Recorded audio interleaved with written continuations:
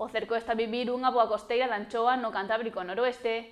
Os profesionais están a capturar peixe de calidade que está a venderse a un bo prezo nas lonxas. A actividade pesqueira está a deixar bons resultados ao norte de España. A costeira de anchoa avanza e o fai con bons números para os profesionais que están a traballar no Cantábrico noroeste. Hai pescadores de diferentes puntos de Galicia e están a facer numerosas capturas. A costeira da anchoa vaille moi ben a todos, a todos. Les din, vai non son uns millóns que outros, como en todos os sitios, pero vaille moi ben a todos. Anchoa moita, están pescando, os que están máis alá arriba contra Santoña, peixe máis recortado, pero collen os topes todos os días. Os que están máis aquí na parte de Asturias, entre Avilés e Gijón, está collendo peixe moito máis grande, non completan os topes, pero o peixe ten case o doble de precio.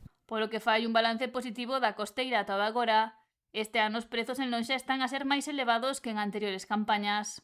Alá en Santoña están vendendo hasta sobre 2 euros, de 2 euros para baixo e tal. E aquí empezaron a 7 euros, e a 4, a 3, a 2 e pico, 3 e pico.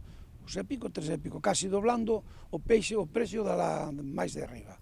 Prezo que afirma é moi bo.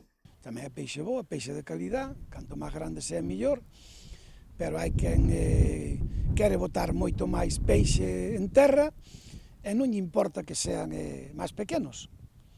Aquí non lle importa.